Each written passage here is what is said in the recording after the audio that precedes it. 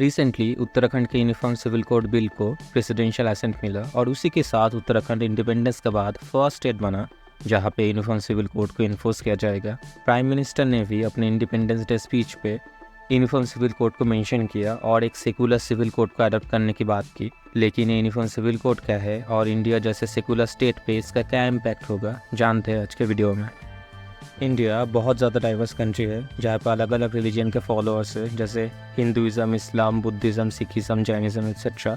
और करेंटली इन सारे रिलीजियस कम्युनिटीज़ के पर्सनल मैटर्स जैसे मैरिज, इनहेरिटेंस, डिवोर्स, अडॉप्शन के लिए अलग अलग लॉज है, जैसे Hindu marriage act, Hindu succession act, Muslim personal law application act, Indian Christian marriage act etcetera. Uniform civil code इन सारे अलग अलग कम्युनिटीज़ के लॉस को एक सिंगल लॉ से रिप्लेस करेगा, जिससे सारे इंडियन सिटीजन्स के ऊपर एक ही लॉ एप्लीकेबल होगा, चाहे वो किसी भी रिलीजियस कम्युनिटी से क्यों ना हो। तो in simple words, uniform civil code is a single law for all communities in the personal matters irrespective of their religious identity. अब सवाल आता है कि हमें यूनिफॉर्म सिविल कोड क्यों चाहिए। इसके फेवर में कई आर्गूमेंट्स है। इंडियन कॉन्स्टिट्यूशन के आर्टिकल 44 में स्टेट को यूनिफॉर्म सिविल कोड अडॉप्ट करने के लिए डायरेक्ट किया गया है।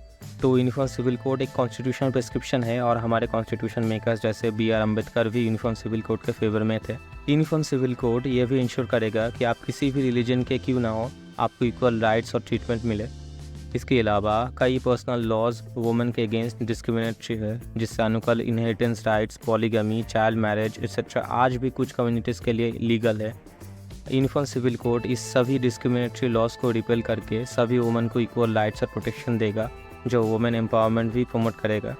आखिर में uniform civil code religion based laws को सिंप्लीफाई करेगा, जिससे कोर्ट्स और भी जल्दी जस्टिस प्रोवाइड कर पाएंगे और जुडिशियल बैकलॉग कम होता जाएगा। लेकिन यूनिफॉर्म सिविल कोड अपने साथ कुछ प्रॉब्लम्स को भी ले आता है, जैसे यूनिफॉर्म सिविल कोड एक सिंगल कल्चर को प्रमोट करता है, जिससे इंडिया के डाइवर्सिटी और कल्चरल प्लुरलिज्म को हार्म पहुँचेगा। कई ये भी आर्गू करते हैं कि इंडियन कॉन्स्टिट्यूशन का आर्टिकल 25 जो रिलीजियस फ्रीडम प्रोवाइड करता है, यूनिफॉर्म सिविल कोड उसको इन्फ्रिंज करेगा। पॉलिटिकली कई एक्सपर्ट्स यूनिफॉर्म सिविल कोड को as a tool for minority operation के जैसे देखते हैं। तो यूनिफॉर्म सिविल कोड को अडॉप्ट करने से नेशन वाइड प्रोटेस्ट या अनरेस्ट भी हो सकता है। यहाँ तक कि 21st लॉ कमीशन ने भी कहा है कि uniform civil code is neither necessary not desirable at this moment.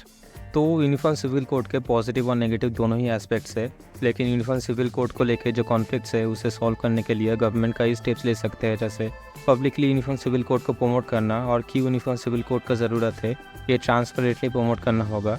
Different communities के साथ बात करके उनको ओपिनियंस को पॉलिसी मेकिंग में इम्प्लीमेंट करना होगा। उसी के साथ फेक न्यूज़, डिसइंफॉर्मेशन और मिस इन्फॉर्मेशन को भी कंट्रोल करना पड़ेगा। एज ए सिटीज़न आप अपने ओपिनियन को भी शेयर करें। मिलता है नेक्स्ट वीडियो में।